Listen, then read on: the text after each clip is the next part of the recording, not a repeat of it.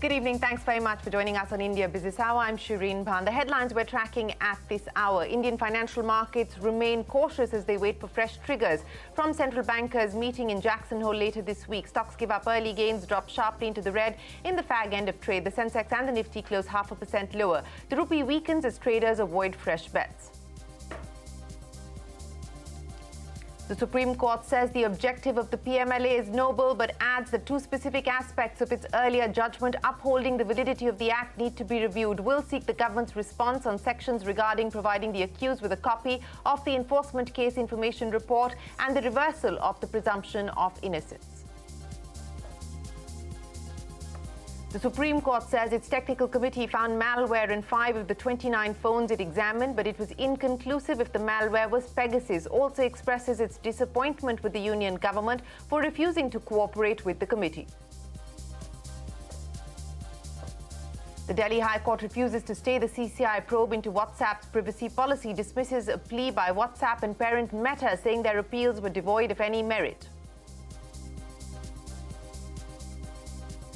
After prohibiting the export of wheat in May, the government prohibits the export of wheat flour, removes the earlier exemption granted to the export of wheat flour, as all wheat flour exports will now need the approval of an interministerial committee. Adds the move will help curb rising wheat flour prices. Singtel looks to unlock value in Bharti Airtel to divest a portion of its stake in Airtel for around 12,900 crore rupees. The 3.3% stake will go to Bharti Telecom, its joint venture with Bharti Enterprises, reducing Singtel's effective stake in Airtel to 29.7%. The Fertilizer Ministry moves a proposal to introduce One Nation, One Fertilizer from the 2nd of October. Orders all fertilizer companies to change packaging on subsidized fertilizer. Says 2/3 of the bag must display the brand name Bharat and the logo of the central subsidy scheme. The Election Commission sends its recommendation on Jharkhand Chief Minister Hemant Soren's possible disqualification to the governor. Reports suggest the EC has found that Soren misused his position. The Chief Minister hits out at the BJP for propagating these reports, as the contents have not been made public yet.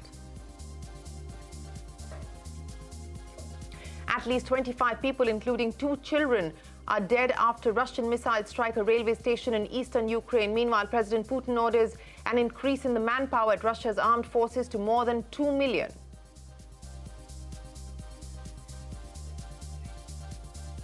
Well, let's start with the day's market action before we get to the other big headlines. Financial markets around the world have been treading with caution ahead of the central bankers' meeting in Jackson Hole later this week. And the Indian stock market, no exception. Expiry day took a dramatic turn as indices, which traded in the green for most of the day, dropped sharply into the red in the last hour of trade, both ending 0.5% lower. Anuj is here to wrap up the market action for us. Last hour collapse, Anuj. Well, the market was doing absolutely fine up until 2:30, and then somehow the last hour really, the bears came back with a vengeance. Maybe it was the expiry factor. It was the monthly expiry, remember, and the market had some decent gains. But the Nifty slipped over 200 points from day's high, and the Bank Nifty slipped 500 points from day's high. In terms of stocks, you had the 2 large cap IT stocks, Infosys and TCS, leading the decline. Some other heavyweights like HDFC, Larsen & Toubro, ITC, some of the stocks which normally move on expiry day were also dragging the market. And of course, you had other names like Adani Ports, Bajaj Finance and Cipla, which were also down. Now, the broader market was actually doing quite okay, even on a day like today, despite the last hour decline. And you had some select gainers like BHEL, L&T Finance, City Union Bank, all F&O names, all up between 5 to 10%. All in all, you'll say that perhaps the trend is still slightly on the upside. There's, of course, this Jackson Hole Symposium, which comes up now. So let's see how the market reacts to that. For today, of course, the last hour really brought some volatility back into the picture. Anuj, many thanks. Crude oil prices hold firm, with Brent remaining above $100 a barrel. Mounting supply concerns and a potential output cut by major producers and partial shutdown of a U.S. refinery have enabled prices to remain steady. The U.S. economy continues to remain in contraction mode, but is better than feared. The second estimate for Q2 GDP coming in at minus 0.6% versus the first estimate of minus 0.9%. This is much lower than the Q1 actual GDP reading of minus 1.6%. Meanwhile, the number of people seeking jobless claims stood at 2.43 lakh in the week ending the 20th of August. This is much lower than over 14 lakh people seeking jobless claims in the previous week.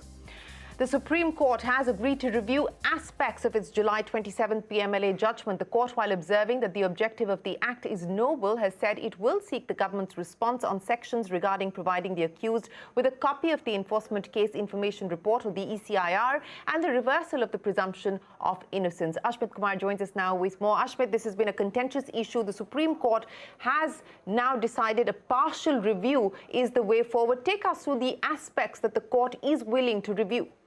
But what's interesting is that it's less than a month back that a bench headed by Justice Khanwilkar had in fact upheld those provisions of PMLA giving sweeping powers to the Enforcement Directorate. And less than a month now, we find that the Apex Court in fact held the review hearing in open court, which is unusual. But nonetheless, the main thrust, that the message that the Apex Court is putting out is that Supreme Court believes, the Chief Justice believes that as far as this judgment is concerned, it is not completely kosher. There are some aspects that the Supreme Court spelled out need to be revisited, need to be relooked, and towards that end, in fact, red flag two very clear aspects. The number one is grant of ECIR.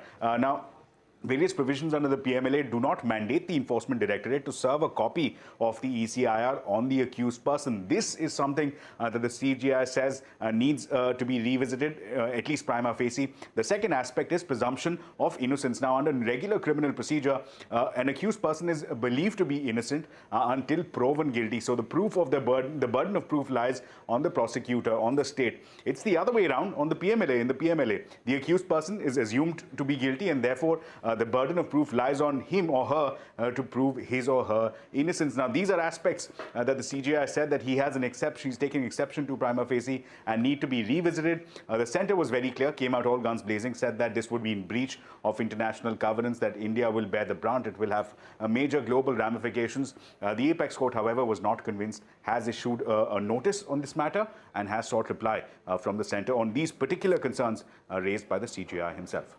All right, Ashmit, hang in there. Let's talk about the other story that you've been tracking. The Supreme Court has also said that the technical committee set up to probe the allegations of the unauthorized use of Israeli spyware, Pegasus, found malware in 5 of the 29 phones that the committee examined. However, the court said it was inconclusive if the malware was in fact Pegasus. But more importantly, Ashmit, the technical committee also saying clearly that the government did not cooperate in this process.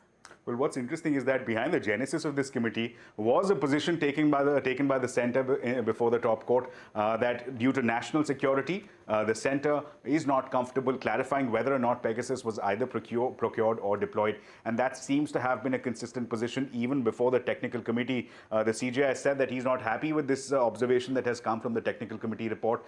The observation is very clear that on being asked, the centre remained static, remained stuck to its position that it will not clarify, and therefore was not cooperating with the technical committee. And that is one observation that in fact the CGI was quick to red flag and point out before the Solicitor General. But that's only one takeaway. The other takeaway is, what about Pegasus? Was it not used? Well, there were 29 devices that were subjected to forensic investigation. Of the 29, 5 had malware. However, the technical committee, at least from the observations that fell from the court, it emerges that the technical committee believes that the malware cannot be conclusively proven to be Pegasus. In fact, the technical committee observed that this malware could be on account of lack of cyber hygiene. Another key takeaway, of course, was Justice Ravindran. He's the one heading and supervising and monitoring the technical committee. He came out with a separate independent report, and in that report, he's given various recommendations for introducing a law for surveillance with safeguards, ensuring greater privacy of citizens, and also having a grievance redressal mechanism whereby citizens can raise concerns about surveillance. So various recommendations here. We're yet to have the report in the public domain, and that's perhaps when we'll begin to get more clarity on what the contours of this report are and what it means for the Pegasus and the surveillance hearing before the top court. All right, Ashmit, many thanks for joining us. In another crucial matter heard today, the Supreme Court has issued notice to the Gujarat government on a plea filed against the remission granted to 11 convicts in the Bilkis Bano gang rape case. The court has sought the state government's reply on the plea within 2 weeks. The court has also instructed that the convicts be impleaded in the case. Meanwhile, the Delhi High Court has rejected Meta and WhatsApp's appeals challenging a CCI order calling for a probe into the messaging app's new privacy policy, observing that the plea has no merit. This order paves the way for the CCI to proceed with its investigation against the social media companies for possible abuse of dominant position. The court has asked the companies to approach the competition regulator for any relief on the matter. The Delhi High Court has also refused to stay the Agnipath scheme for recruitment in the armed forces. The court has asked the centre to file a reply on a batch of petitions challenging this scheme. The government has tweaked its policy to ban the export of wheat flour. The centre had in July made the export of wheat flour subject to the approval by Interministerial Committee, but it still led to a significant amount of wheat flour continuing to be exported. Telecom Minister Ashwini Vaishnav has said that 5G services in India will be launched on the 12th of October. He's also promised that 5G coverage will be available across the country in a few years and that the rates will be affordable. The minister launched a common portal to help build telecom infrastructure. In Telecom, we have developed this PM Gati Shakti ROW portal in which all the state governments have now joined.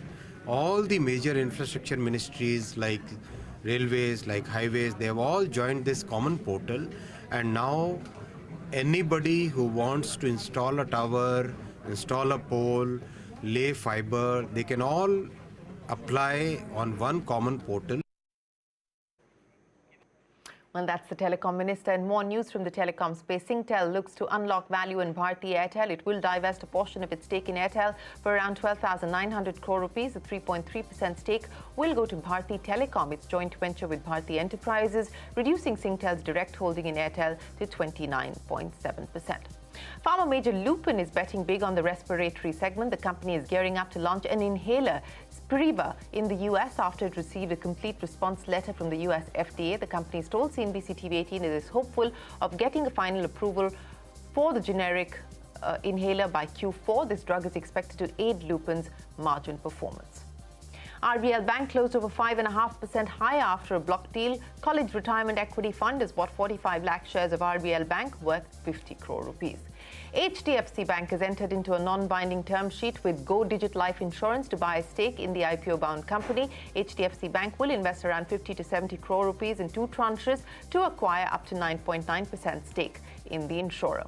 Former Chief Economic Advisor Krishnamurthy Subramaniam will take over as India's Executive Director at the International Monetary Fund from the 1st of November. The government announced that his appointment will be for 3 years. Currently, Surjit Palla is Executive Director India at the IMF. In a bid to bring uniformity in fertilizer brands across the country, the government has implemented the One Nation, One Fertilizer plan. Companies have been directed to sell their products under a single brand name, Bharat.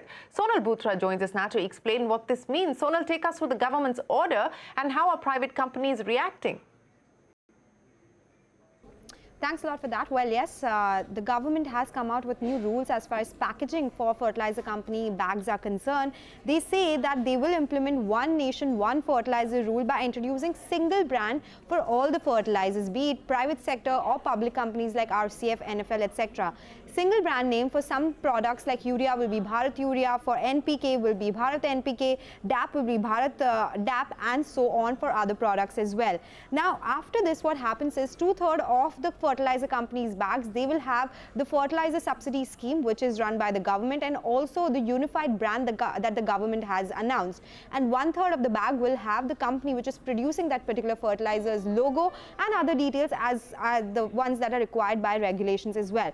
So, fertilizer companies, according to the government, should not procure old bags with effect from 15 September, that is the next month, and new bags under the new scheme will be introduced with effect from 2nd October 2022. And they have by the end of this year, that is 31st December, to completely fade away the older bags from the market. Now, it came across as a sentiment negative for, say, private companies whose brand visibility could be impacted by this particular change in packaging rules. However, this is just a sentiment negative. Overall, on the longer term, they have good brand visibility, they have better distribution and higher market share in distinguished territories or markets as well. So it is not such a big negative that has come across. But yes, there is a big change as far as packaging is concerned in this particular sector. All right, Sonal, many thanks for joining us. Up next, at least 25 people, including 2 children, dead after Russian missiles strike a railway station in eastern Ukraine. That and more when we return.